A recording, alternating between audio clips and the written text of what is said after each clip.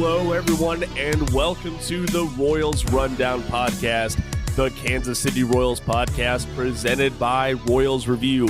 He is Jeremy Greco. I am Jake Milham, and in the spirit of the Cleveland Guardians against Seth Lugo on Saturday, let's crush it. Jeremy, how we're getting ready for the week ahead, man. It's a Sunday evening. We got MLB Game Day pulled up. You're sitting here with me. How much worse can it get? I mean, they're winning today, so yeah. It could probably get a lot worse. Listen, we've talked about this. The Royals are a team that's going to challenge for 500 this year, and the only reason that's exciting is because it's unclear if the rest of the division will. So all I'm asking for, and this is what I was asking for last year, so this is where I'm going to be satisfied this year, is play close to 500 baseball, win more than 70 games, and I'm going to go, okay, at least you were watchable for half of the year, which is a significant percentage more than they were watchable last year. Mm-hmm. Listen, there was no more disappointing bet that I won last year than hitting the under on their wins. That was bet this year. What'd you say? I get to bet this year. I just downloaded the sports book. I've got to lose money like everybody else. Hey, Missouri, you got to get on the track. All right. I still cannot believe that sports betting is not legal in Missouri. I follow a fellow Royals fan on Twitter, Tom Thayer, I think is how you say his name. He bet that McCole Hardman would catch a touchdown in the Super Bowl and got crazy odds on it. And, of course, won on the last play of the game. He won like $1,000. I was just like, I want to know how to bet like you do, Tom. That would be great. And I'm sure there's a lot of voices out there that will tell you how to bet each MLB game. But if you just want to stick to the Kansas City Royals like we do, you got to go check out royalsreview.com. You can also support the podcast further by following us on X at Royal Rundown Pod. And you could also follow Royals Review on X and Facebook at Royals Review.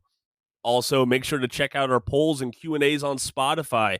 We will read off your responses to the last episode later on in the show. But coming up on today's episode, we will run you down the spring training results since the last podcast, talk about Jeremy's newest roster projection, and react to the San Francisco Giants signing Matt Chapman. That was kind of the big signing of the MLB week since we last talked. But first, we would like to extend our most sincere condolences to the family of former Royals shortstop UL Washington. He passed away Sunday morning at the age of 70 after a lengthy cancer battle.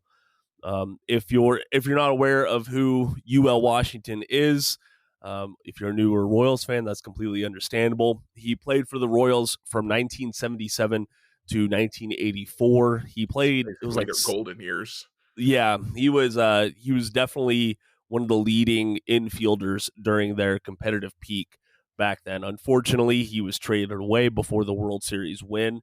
Also, an interesting factoid, he was only one of 3 major leaguers who came through the Royals Baseball Academy down in Florida back when Frank White is the other one, is one of them, and then who's the third one? Ron Washington is the third one. Oh, so a couple of Washingtons and a White. Yeah, I know, right? Apparently, UL Washington was he had a really long coaching career, which isn't surprising for a former MLB player, but Boston credited him for being the guy who turned around Mookie Betts back in 2013. And I just read a big old long article trying to do some research on what he was doing after baseball. And yeah, he was coaching low A ball in the Boston system and just turned things around for Mookie Betts, a future MVP and 7 or 8 time All-Star. The Red Sox have given a lot of credit to Carlos Fabulous for his coaching over there as well, haven't they? Yeah. Another former Royal. That is true. Those former Royals, they can coach, baby. That they can. They just can't put up wins in the win column recently, unfortunately. Oh, but again, all that to say, our condolences to the Washington family. please just, I will say this, there were folks taking advantage of this happening, I would say, to further some agendas or further some conspiracy theories. And I would like to voice my voice against that. Please just offer your condolences, give the family space, and keep it moving. That's at least what And those are the same people who, when there's gun violence, will be like, "Don't politicize these victims, these deaths with your anti-gun control stuff." that is just the world we live in, Jeremy, unfortunately. Mm-hmm. By the But way, if I get shot and die, politicize the hell out of my death, please. Yes. all right, well, you have it here on air, everyone. That is Jeremy's giving his blessing on that very specific outcome to your life, which I hope doesn't happen for what it's worth. I feel like it's very unlikely for me since I don't leave my home. True. So if that happened, I would have some more questions. Yeah. Did the dog do it?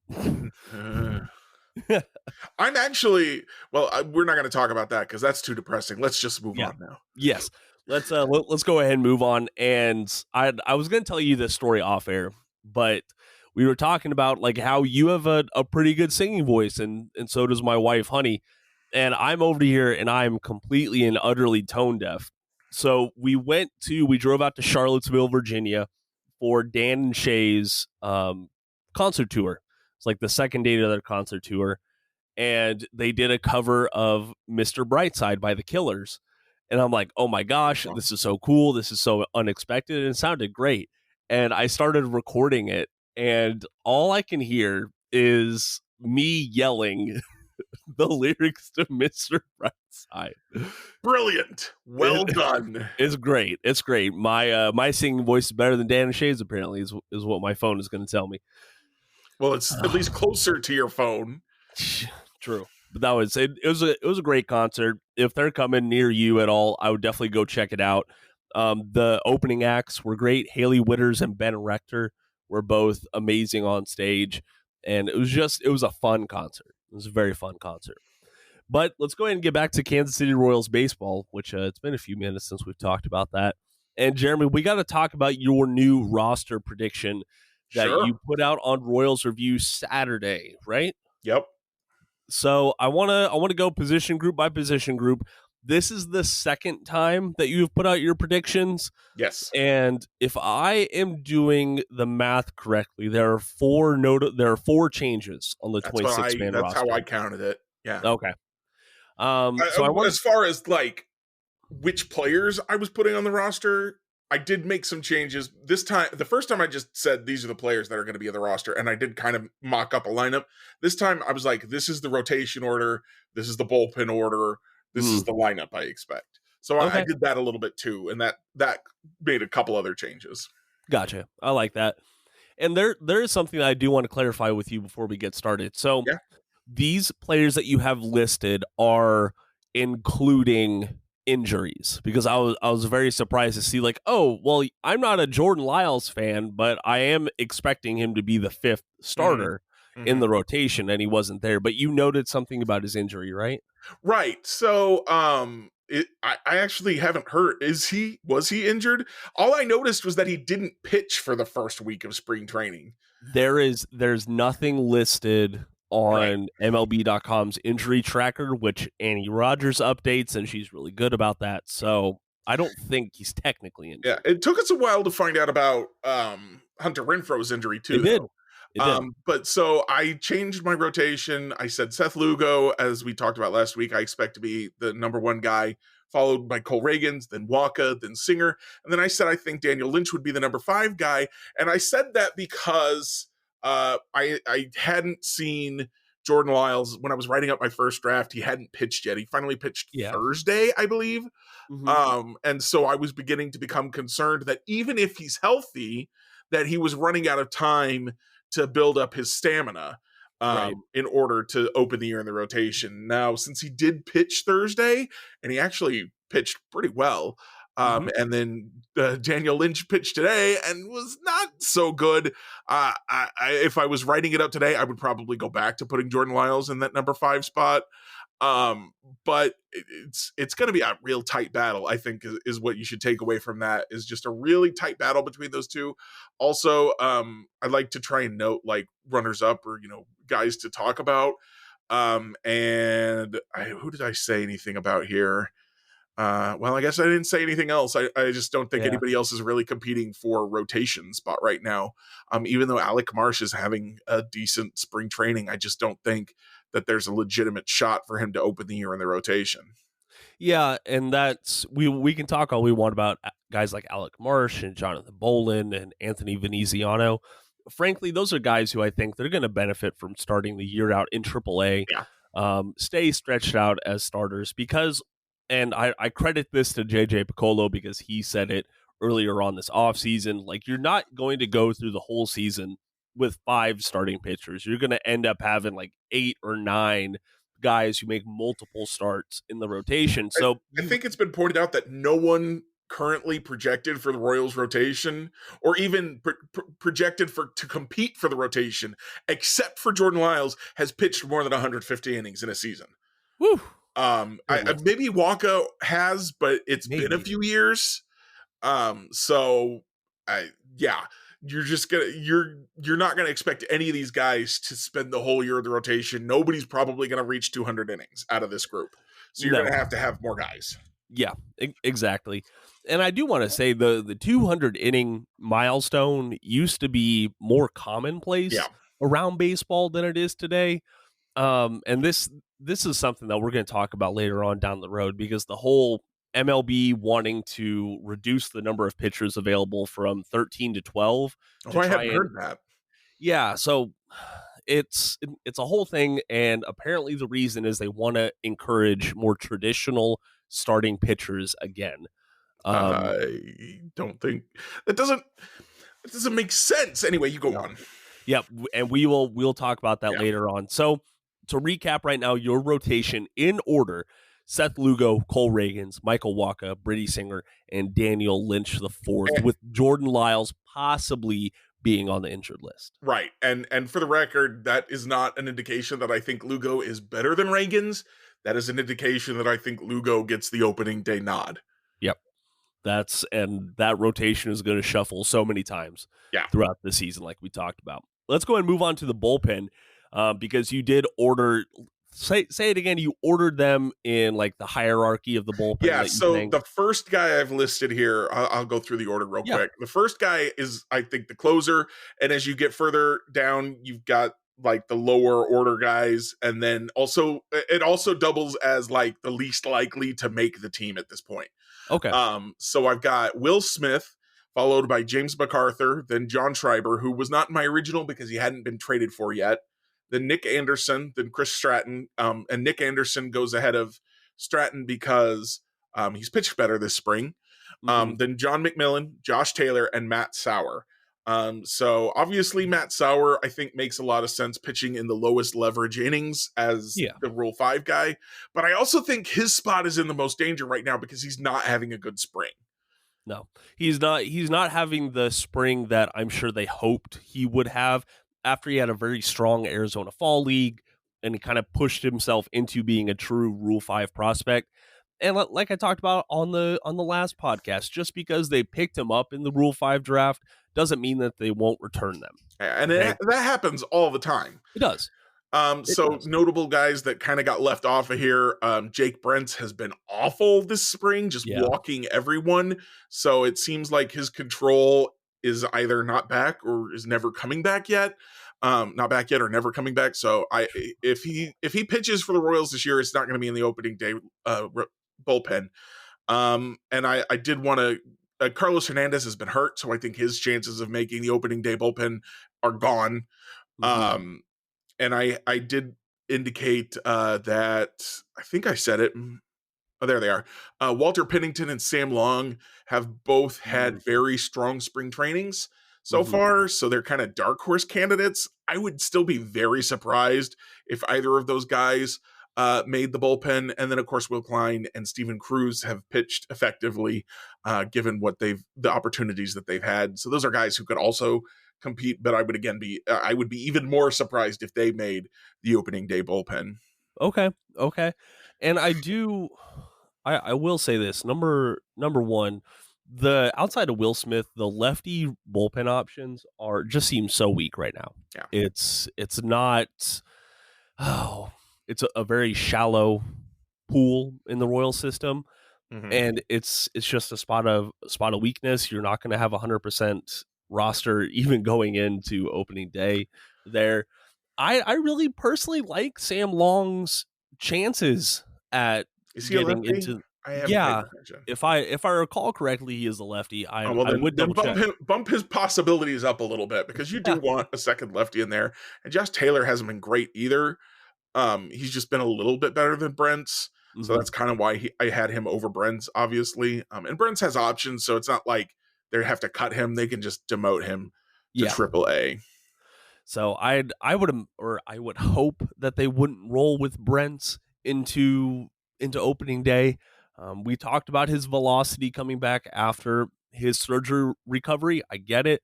But if the command isn't there, first off, he wasn't a command first guy even when he was healthy, right? Back when he made his debut.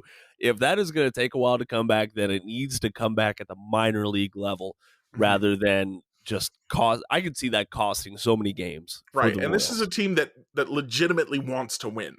Whether they're capable of it is a separate question, but they want to, and they have enough talent where the wanting means something. We're supposed to last year. Yeah, sure. They wanted to, but it didn't matter. Now the talent is sufficient that, like, maybe it matters. Probably not that much, but it might matter a little. Maybe so.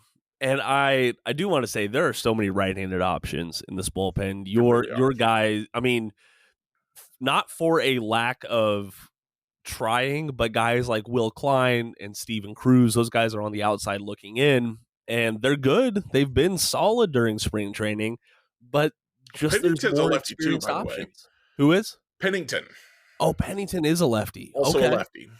That is very interesting. Maybe that's the battle we need to be watching a little bit more. Who gets that second lefty bullpen spot? If Pennington keeps pitching like he is now through spring training, mm-hmm. he has a shot.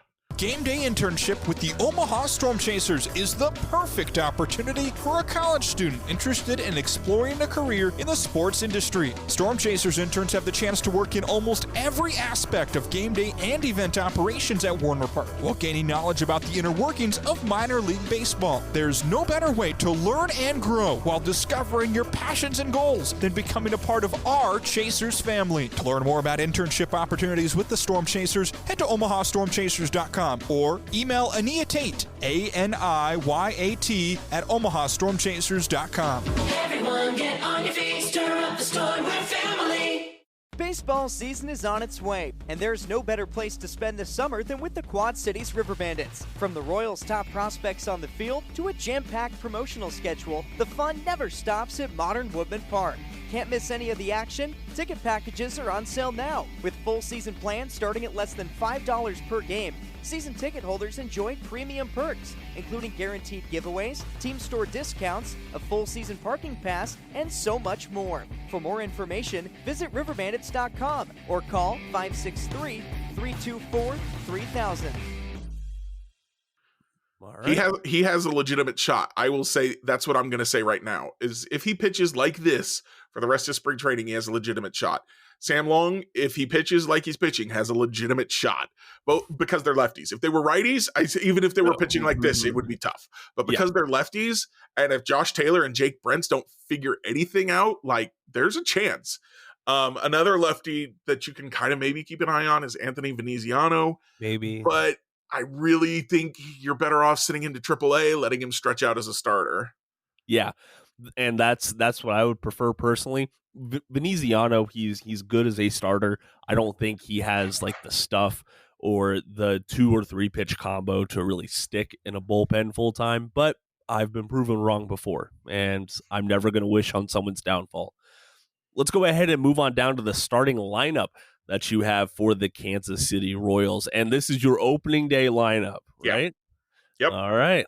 What So you I've got? got Michael Garcia at third, Bobby Witt Jr. at short, Vinny Pasquantino at first, Salvador Perez catching, MJ Melendez in left, Nelson Velasquez at DH, Michael Massey at second, Hunter Renfroe in right, and Kyle Isbell in center as the number 9 hitter. Hey, that's Now, so go for it. the only change here from the only changes here from the first one is that I went ahead and moved Nelson Velasquez to designated hitter because it seems like the Royals prefer Melendez as the left fielder for whatever reason. Neither of them is a good defender, so it doesn't matter that much. But I think Velasquez is just a tiny bit better. But who knows? Maybe Melendez did some work in the offseason that the Royals are seeing, and they're like, "This is the way to go." Maybe so. And then I swapped Velasquez and Renfroe. People are getting mad that I have either one of those guys batting behind Michael Massey, but A, Michael Massey, I think, is going to be better this year than you think. And B, alternating handedness matters. It matters because if you've got 3 righties in a row in your lineup, then the other team goes, well, that's an easy call for our bullpen. And you add that lefty in, especially like in a situation where if you had the 3, you had Velasquez, Massey, Renfroe coming up in like the 7th inning, and they go to the righty. Well, now Massey's got a lefty-righty matchup that you could maybe take advantage of. So it really does matter. I know people are like, oh, they're not gonna, it doesn't matter because the starter's gonna be the starter. Yeah, but it matters in the late innings, which is when the tension, the importance of at bats really ramps up anyway. So if the Royals want to be competing late in games, if they think they're going to be in close games and not just completely blown out by the time they get to the 5th inning, then it's going to matter. So that's what's going to happen. So that stop crying about it. Learn to accept it. That 3-batter minimum rule is gonna make a lot of good lineup decisions. Going to make it tough for Matt Quatrero at times, I imagine. And again, also, I think Michael Massey's going to be better this year than people think. Okay, he had a good second half. I have put my name down for he's going to have a breakout year this year. Well, while we're hitching our wagons to players, I'm going to put this now as the month of March is starting off. I will not be accepting any Kyle Isbell slander until at least the end of May. Okay. Sure. He is your number 9 hitter. I think that's a great spot for him. Okay, because I think the trio of Isbell, Garcia, and Witt could do a little bit of damage. I mean, Isbell he's getting that speed up according to what we're hearing from spring training. He's working on that in the outfield and on the base paths. That's a good little contact first trio. But I mean, he's a glove first guy in the lineup. You're gonna have some at a premium defensive position with a home stadium where that premium defensive position is even more premium. Exactly. I'm the first guy, right, to talk about how defense doesn't matter that much, but at Kauffman Stadium, center field defense does matter. So if your center fielder is a really good glove guy and you bat him 9th and you've got 7 or 8 other batters that make sense in your lineup, that's fine. Yep. That's okay. You can't have 9 Mike Trouts in your lineup. You just can't. Nope. So sometimes you're going to have a weaker batter. And if he's bringing something else to the team, like Kyle Isbell brings with his glove, and he brings a very good glove in center field, and especially when you consider who his corner outfielders are going to be in Hunter Renfroe, MJ Melendez, and Nelson Velasquez for the most part. He's got to make up for that. Yeah, he is contributing to this team. Yep. And then if your number 9 guy gets on, you're like, all right, now somebody's on base for the top of the order. Let's go. And I don't think people realize that he did improve a little bit at the plate in the second half of the season. People are quick to give, forgiveness to Drew Waters for his down 2023 season for missing so much time with injury. Kyle Isbell, he got a late start to the year and then almost missed 2 months in the middle of it due to injury. So it was a really off year for him. And plus he's just about to hit his athletic prime. He's actually today is his birthday. Yeah. I didn't even know that. Happy birthday, Kyle Isbell. Happy birthday, Kyle Isbell, as we're talking about it. But yeah, he's just turned 27 years old. So it's not where you want him to be if it's his first time in MLB. You're like, oh, you just promoted a 27-year-old, but he's been here a couple of years. You're like, okay, well, he's adjusted to whatever the speed of MLB is now, and now he's physically in his prime. Because what you'll see happen is guys will hit their physical primes at like 27, but they'll do it in AAA, and then they'll start hitting, and it's like, okay, but this is not because they're really like good hitters. This is because this is their prime. This is the best they're ever gonna be. So he managed to fight his way to MLB before that. So now is his chance. Him and I forgot how old is Massey's turning 26. So like this is the time when those guys should be breaking out. Would you like it if they were, Bobby Witt Jr. age? They were 24 and they already had kind of a superstar season under their belt? Absolutely. But that's not how it works for most guys. That is very true. So let's go ahead and move on down to the bench, because I think the bench is going to be very, very competitive, and there are going to be some tough calls here on the bench. But right now, as I'm looking at it, you have two utility players in Garrett Hampson and Adam Frazier. You have backup catcher Freddie Fermin, and you have outfielder Dairon Blanco. Frazier and Blanco were not on your first iteration of your predictions. So the first time I did this, Adam Frazier hadn't been added to the team yet. So that's where he came from. And he bumps utility guy Nick Lofton off of the lineup, off of the roster. And then Dairon Blanco, what happened there was I went, you know what? If Drew Waters, who was originally in that spot, isn't starting every day or most days, then maybe he should be in AAA getting every day at bats, because he's a greater part of the future of this team. Now, maybe he isn't part of the future, but Dairon Blanco's 31. Just was a rookie last year. He is not a part of the future, but he is a really good bench piece now.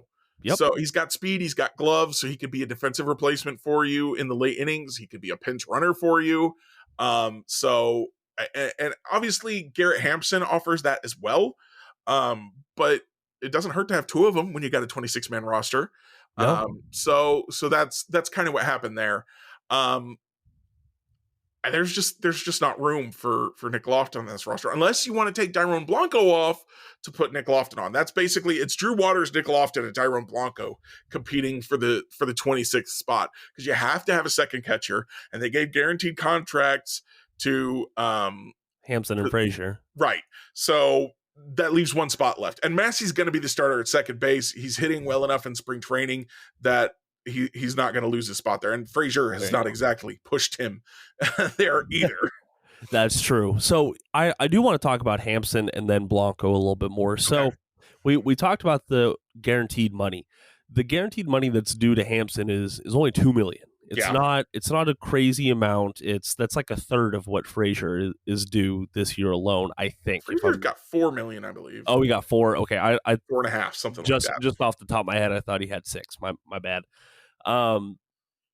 And I know you have the baseball reference page pulled up there for the quality of opponents. I want you to go ahead and look at Hampson, because here's where I'm at. If Hampson continues to be this cold, both in the field, it sounds like, and at the plate, then should the Royals just cut bait and move on if they want to be competitive? Should they? Maybe. Will they? I doubt it. True. He offers speed and defense, so he's a good bench guy. I would be more inclined. Okay, so Garrett Hampson's opposition quality, according to Baseball Reference, so far this spring is 7.9.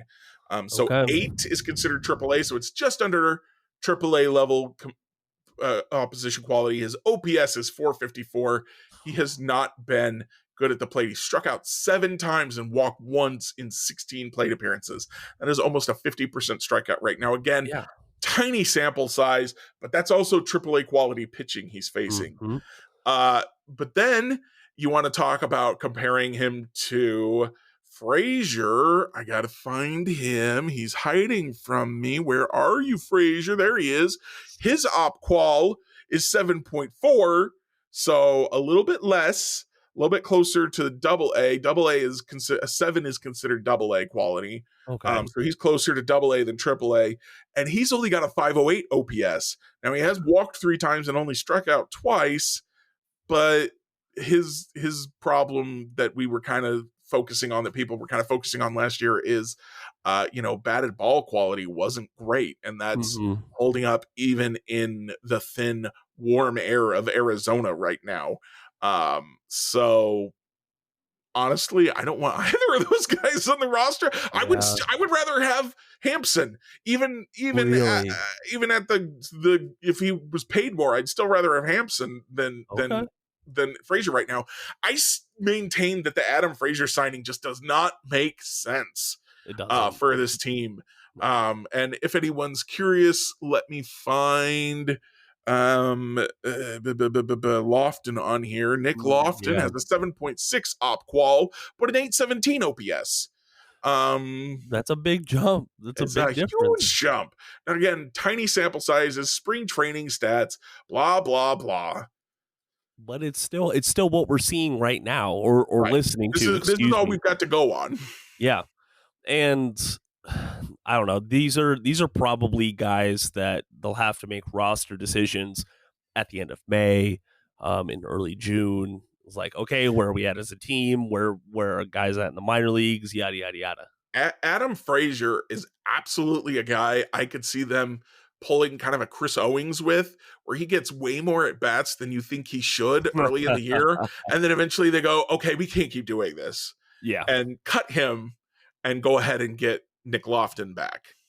Which I will say this about the Nick Lofton decision. So right now at this point in his career, I would rather him get regular ABs. I would rather him get normal work at the AAA level, because he hasn't spent like a crazy amount of time in AAA. Did he do good in his MLB debut last year? Yes, he did great. He did amazing. I just watched the condensed game replay of his September debut, and it just reinvigorated, like, oh, this is why everyone was so high on Nick Lofton as the season ended. Like, this is what he brought, and this was the excitement that he brought in the Lost Royals year.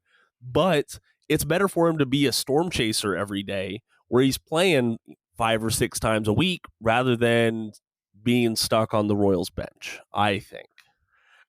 His batted ball quality was so low last year that he was kind of getting a little bit lucky, it seemed, with some of those extra base hits. Oh yeah. So I don't really believe that he necessarily has a future as a starter. So I'm happy to see him on the bench. I would much rather see him on the bench, honestly, than Adam Frazier. Again, even if you were paying him more somehow than Frazier, which you're not doing. Which again just makes me question, what are we doing with these position player signings? Yeah. Garrett Hampson actually makes some sense for $2 million for a speed defense guy who can play all over the field, including he could back up at shortstop and center field, which you need somebody who can do that. Adam Frazier doesn't have the same positional flexibility. They say, oh, he can play all over the field, but really he can only play second base and corner outfield. Yeah. And that's not great, Bob. No, and he can't hit, and he's not necessarily a good defender. He was not rated well last year. So it's, why did we make that move? And meanwhile, Ahmed Rosario was still out there, and he ended up signing for $1.5 million. And I know he had a down year last year, but he's younger, he's faster, he's got a better history of success than not Lofton, Frazier. So you could have had Rosario. You could have had Rosario, who plays shortstop primarily, for cheaper than you paid Hampson even. So it boggles my mind. That's completely understandable. And these are the calls that I think here in 3-4 months we'll be looking back on. It was like, okay, well, that was a win, or what were we thinking? But only time will tell on those. I only want to touch real quickly on Blanco, because I consider him to be one of the biggest what ifs in MLB right now. Because people don't realize he didn't defect from Cuba and come to the majors until he was 23. That's almost a decade after many of his peers have done so. And he didn't even play his first minor league game until he was 25. So he's following like the normal progression that you would expect from a toolsy, uber athletic outfielder. And he had the third fastest sprint speed in all of MLB, second only to Bobby Witt Jr. on the Royals. And He plays all outfield spots competently. I would rather have him on the bench than Drew Waters right now, because Blanco might not be the long-term solution, and that's fine. That's just how the cookie crumbles for him in his career.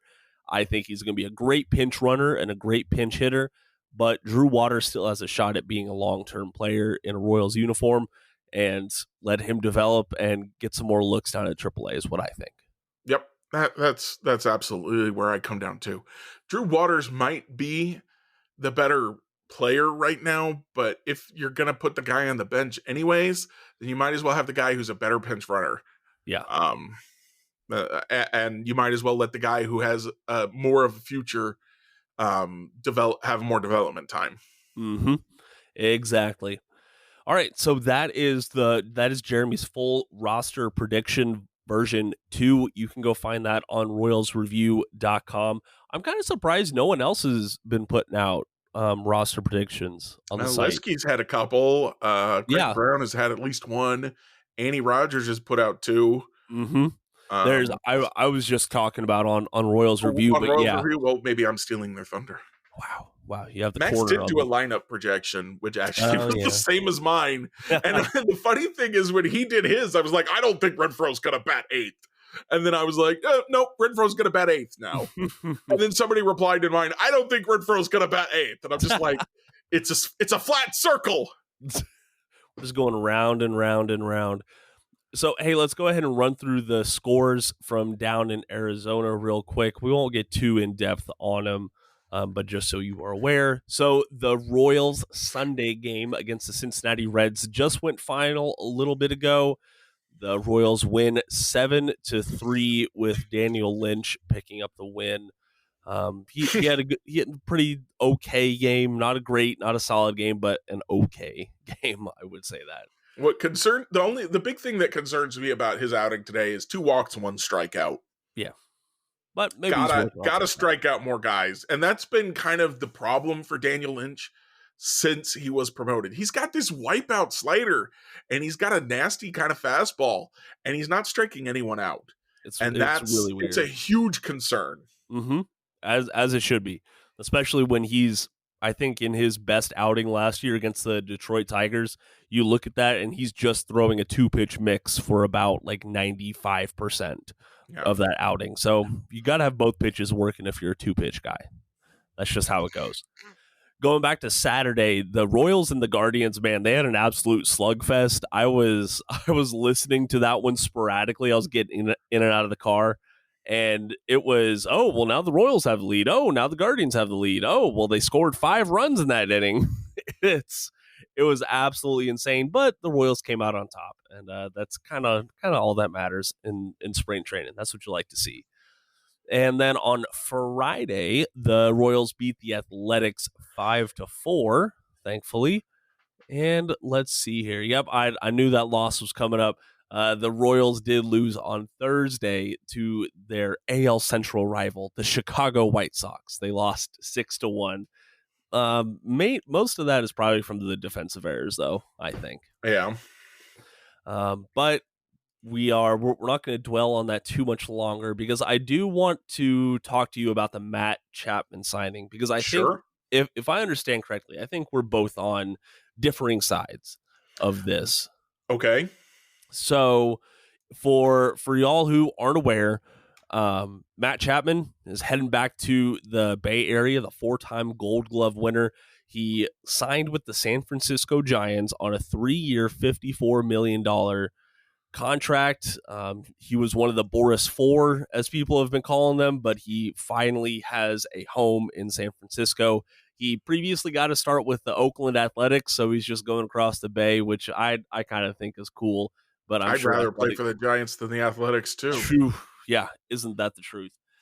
And he got pretty okay money for where he is at in his career. He's 31 next month. He kind of had a so-so year at the plate in Toronto. Some of the predictive metrics weren't great. Going to make $20 million this year, $18 million in 2025, and then $16 in 2026, all on player options. So he can opt out after that. Jeremy, what are your thoughts on the signing? Would Chapman have fit in Kansas City with that money? I would, for me, if I was spending the money. So last year, let's just go over some of these stats a little bit. If I can find them. I pulled up his baseball savant page for some reason instead of one that has the more normal stats. So let me tell you about his baseball savant stats while I look those up real quick. He actually had really good batted ball metrics last year. Oh, okay. His average exit velocity was 93.4, which put him in the 98th percentile. Whew. His barrel percentage was 17.1, 98th percentile. His hard hit percentage, 56.4. You know what percentile that put him in? What percentile? 100th percentile. Whew. Nobody hit the ball hard more often than Matt Chapman did last year. Dang. Chase percentage only 18.9, 94th percentile. Now his whiff percentage, his K percentage, his sweet spot percentage, and his expected BA were not great. They were all pretty bad actually, but his expected WOBA, his expected slugging were pretty decent. He's an excellent fielder over at third base. His sprint speed is in the 80th percentile, so he's not slow. Okay. He's got his main overall stats. Now let me pull up the normal stats here because I think this is really where the focus is for people who are like, what? So he only had a 70-55 OPS. He had a 108 OPS plus, which are second worst in his career after his 2021 in Oakland. But his career OPS plus is 117. Yeah. His career OPS is 790. So, like, maybe he's not the elite third baseman that maybe he was trying to pitch himself as. 3 years, 18 million annual average value seems reasonable for those numbers to me. Okay. Especially as hard as he was hitting the ball, like you could think that maybe he could have done even more. And again, a good defender at third base, and you could have plugged him in at third base, moved Michael Garcia over to second, or traded him for another starting pitcher, perhaps. Yeah. Or you know, maybe he could convert to the outfield if you want. So it just seems like if you were the Royals and you really wanted to compete, you really wanted to lengthen that lineup, Matt Chapman could have gone a long way to making that happen. Okay. You know what? I don't disagree that Chapman would have increased Kansas City's odds of winning in 2024. However, where I think, number one, that would be one of the biggest free agent contracts in Kansas City Royals history. In overall value, it would be. I think it would be top 5 if I'm doing the math correctly. Yeah, Gordon, Kennedy, Lugo, Mesh, I think are all, so fifth highest, I believe. So and that, if you don't count extensions, because then you have to add in Salvi and Witt. So that would bump him down to 7th. But yeah, yep, just in pure free agency. I think the thing that I have stuck on my craw is he had a qualifying offer attached to him, and losing that draft pick and especially the associated that, like, the money you can spend in the draft. Right. So it's not even just like losing the pick there. It's losing the value of that pick to sign other players throughout the draft. And with the draft going from 40 to 20 rounds, you have more chances of, I'm trying to think, each draft pick feels more important to hit on. And if I'm doing the math correctly, I think that would have been just outside the top 40 for the pick the Royals would have lost if they would have signed Chapman. And that's a tough pill to swallow, I think. And that's a reasonable reaction. I wasn't thinking about the draft pick compensation, or the lost draft pick, because the pick doesn't go to the Blue Jays or anything. It just vanishes into the ether. Yeah. It's crazy to think that So I was just reading this up. Chapman had reportedly declined a 10-year, $150 million extension offer from the A's back in 2019, and here he is. He's just been bouncing around the league right now. Yeah, but 10 years, 150, or 3 years, 54. Well, I mean, it's a difference of 15 million a year, 18 a year, and he's got more flexibility. that's true. That's fair. And if he has an amazing year this year, which is entirely possible, Just opts he out. opts out and gets paid again. Mm-hmm. All right, fair enough. You got me there. I also still believe in Michael Garcia. I think Garcia possibly has better defense than Chapman does at third base, but he's going to have to prove it again in 2024. 2023 was his first, not even full season at the hot corner, much less at the MLB level. So he's going to have to do it again. He's going to have to prove that is not the outlier. I got flamed on social media when I said I was worried that he was going to be very reminiscent of Nicky Lopez, and how like Nicky Lopez had that one really, really good soft hitting year at the plate and great defense, but then after that it was the difference is that Michael Garcia does hit the ball hard. He does. He really does. He just doesn't have the launch angles that you would like, but that seems like it's possible to fix. We'll find out. And we will I'm just looking forward to see how he takes what he did in winter ball to the MLB level. He's having a good spring. He is. He's having a very good spring, and I'm just excited to see what happens with him over at third base. And for the record, his op qual is 8, which again is AAA, but nobody's op qual among the Royals batters is higher than 8.2. So he's facing the toughest competition he can face so far this year. There you go. So, hey, Jeremy, let's go ahead and get to our Spotify Q&A for today's episode. Yeah. Thank you to everyone who responds. We love hearing from you and your opinions on the show and things about life. Last episode, I didn't ask a Royals-related question. I just asked, what is your favorite after-work activity?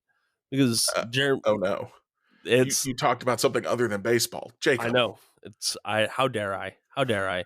Fisterfer had a great response. They said running long distances listening to the Royals Rundown podcast. So I will take that. If you take the headphones off, you don't have to keep running. It will stop following you. Yes, that we will. That we will. Following you, Fisterfer. I'm following you. Royal Rupert said, listening to Inventions for Electric Guitar by Manuel Gotching while reading Tales from the Gas Station by Jack Townsend. Rupert, I'm pretty sure you just put that there to try and hear me pronounce the names. Really specific. Yes, very specific, but hey, to each their own. I've never heard of either one of those. And then Ginger620 said, board games and video games. I'm putting my hours into Yakuza 0 lately while waiting for the Elden Ring DLC to release. That sounds like a person after your own heart, Jeremy. Yeah, I'm not a Elden Ring guy, but yeah, Yakuza. I mean, and more power to the people who love it. It's just not really for me. I did Bloodborne, and I played that crap out of Bloodborne, which still shocks me. Really.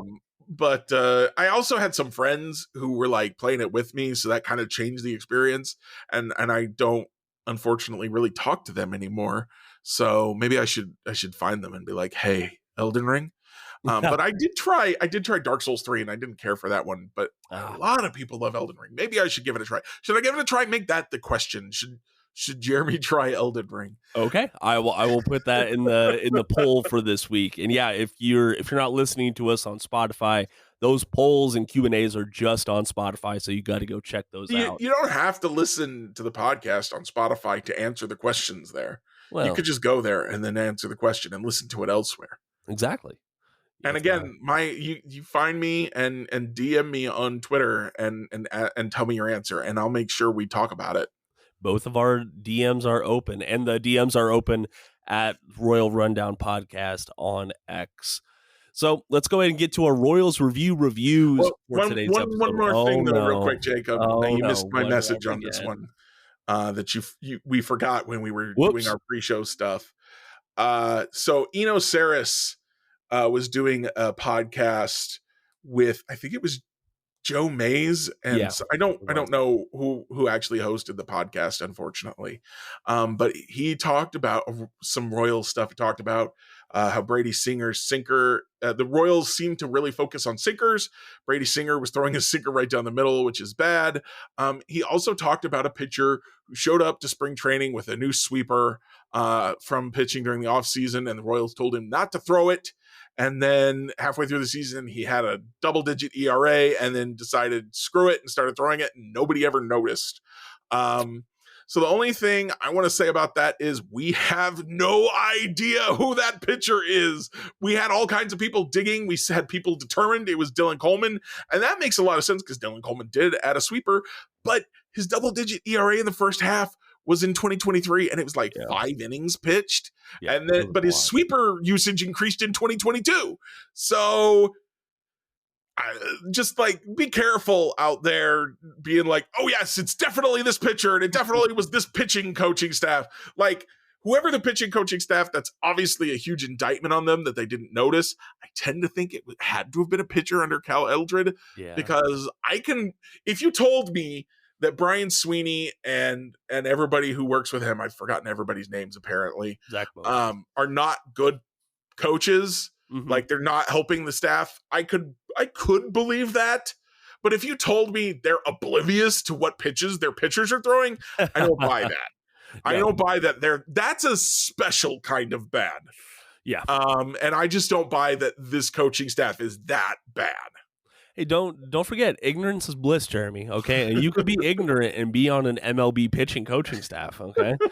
Cal Eldred proved that for years. But thank you for bringing that up. I did miss that message. Sorry about that, Jeremy. It's okay. But now we can get to Royals reviews let's do it. for today's episode. And you were talking about hey, now we got to do 2 reviews a week, and we just don't ingest that much entertainment. You know, yeah, I was saying I would love to finish things before I review them, because then I can be like, yes, this actually had a good finish, or and make sure that like it doesn't go completely off the rails and become like Nazis or something. I don't know. Suddenly Nazis. Wow. Well, this game actually isn't that good. Let me retract that. But if that happens, I'll retract it. I'll let you know. But one game I've been playing that I don't think is going to go suddenly Nazis on me is God of War Ragnarok, which is the sequel to the reboot that came out, I think, in 2018. And I loved the reboot. I'm not a fan of the original God of War. Sorry, just didn't hit with me. Played through about half of the first game and then kind of gave up on it. So I picked up the reboot. I don't remember why, and I fell in love with it. I had a great time with it. It kind of revamped the storytelling. For one thing, Kratos was still who he was, but he was trying to become a better person instead of just trying to kill more gods. And then the sequel has picked up where that left off in a lot of ways. In some ways, it's a little disappointing because a primary driver of the first game was the conflict between who Kratos is and who Kratos wanted to be, especially in relation to his son. And they kind of revamped that, and let's do it again in the second game of, oh yeah, now they're fighting with each other again. And it's like, but we already did that. But that happens sometimes, and it's okay. There's a lot of other really good stuff happening in this game. One thing that classic God of War fans are not going to want to hear is that my favorite part of this is the exploration. The combat is good. Yeah. Don't get me wrong. I'm really enjoying the combat, especially, well, I won't say that because that's spoilers, but about halfway through, there's a twist to the combat, kind of similar to what actually happened in the first one, where he went from wielding the axe to picking up his blades of chaos again, which were his classic weapon from the original series. So there's another twist in the combat that happens halfway through this one that widens everything out, gives you a lot more stuff to do. It's really fun. But the thing I'm having the most fun with, and that I really enjoyed the most in the reboot, is the exploration aspect of it. Finding all the treasure chests and the secrets and Odin's ravens, and just it's a good time. Yeah. And I think they said that they weren't going to do any more with the Norse stuff with the Norse gods here, but maybe he'll go find another pantheon to pester. I would love to see more of this version of Kratos and kind of see, and this version of God of War, which has just this huge aspect of exploration and conversation. There's a lot of, as you're exploring, one of the things I love is not just like the finding things, but also the characters telling. He hangs out with the severed head of Mimir, who is the smartest man in wherever the heck they are, the Nine Realms, I guess. And he tells stories about Norse mythology, and asks questions of Kratos, and they have interesting conversations that pass the time in kind of a fun way. So it's not just like grunting and climbing. There's conversation and friendships and stuff, and I enjoy it a lot. So I'm about halfway through this one, and I'm having a good time, and I hope other people will give it a chance. Again, if it's not your cup of tea, you want the original God of War, I get it, but if you can take this game on its own terms, I think it's really fun. I agree. I've had nothing but fun when I've been able to pick up and play it. But I know you can find that on, I believe now, on all platforms. I think it's just PlayStation. Is it just PlayStation? Exclusive. Maybe I'm thinking of the first one that they did in 2018. I think that one's PlayStation exclusive too. Really? Yeah. I could have. Because I'm pretty sure it's from one of the PlayStation. Yeah, they're just PlayStation games. It's from one of the. It's from the Santa Monica studios, and it's published by Sony itself. So. Damn, my bad. I thought it was on the other platforms. My bad. No, that's one that hasn't gone multi-platform yet. Okay. I won't say it'll never happen. Obviously, we've seen Xbox this year come out with some of their exclusives and move them over to multi-platform. It makes more sense as we go into the future where you want to make more. You spend $300 million to produce a video game. Why are you limiting your install base by exactly? Nobody's buying platforms just for the exclusives anymore. I don't think, even as good as the Sony exclusives are. I think that trend died off about 5 or 6 years ago now. And we're moving more and more towards cloud gaming and download gaming. And my parents bought a new TV for my room when I stay there for Christmas. And it's got you can directly hook a controller up to it via Bluetooth. Like it's built into the smart TV now instead of being something that you kind of have to finagle. And it's like advertised, and then you can download games. And I mean, that's where Xbox wants to go. That's what Google was trying to do with Stadia.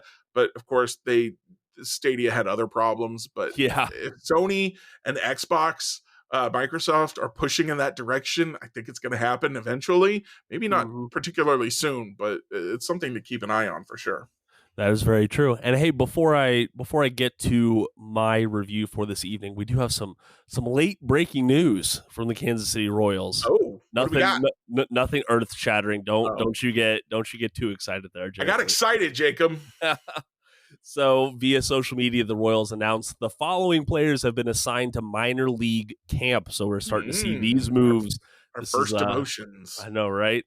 Right-handed pitcher Mason Barnett, right-handed pitcher Chandler Champlain, catcher Carter Jensen, and catcher Luca Tresh. So those are 4 guys that we did not expect to be on the opening day roster, but some very. So the 2 pitchers, I thought, those are guys that would be competing to try and make the roster later this year. So it's a little interesting that they're already out of Major League camp. Yeah, and you know what? Maybe they're just trying to get some more work in for more of the veteran guys. That's the first thing I think of. But if you want to stay up to date on all the moving parts for the Royals, you got to go check out royalsreview.com. Also find them on Facebook and on X. Go ahead. Sorry, go ahead. No, what were you saying? I was just going to say that leaves 62 players in big league camp. Thank you, Jeremy. Some quick math there from the podcast Mathways. No, don't you say where you got it from. Don't you? It's literally in the tweet, Jacob. Jeremy, I'm trying to make you look smarter. Dang. All right, for my review tonight, I am going to review Neat, the Story of Bourbon. It's a short little documentary. It plays like a what's it called? Like a short movie. A mini film or whatever the heck those are called. Short film. Thank you, honey. I couldn't remember the name of it for the life of me.